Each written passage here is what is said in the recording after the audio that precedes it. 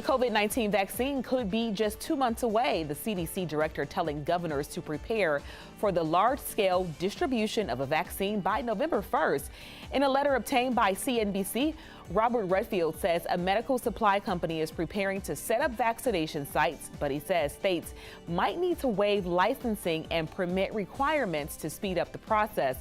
What's still unclear, who would actually manufacture the vaccine and whether the timeline will hold up, since Dr. Fauci says the vaccine likely won't be ready until the end of the year.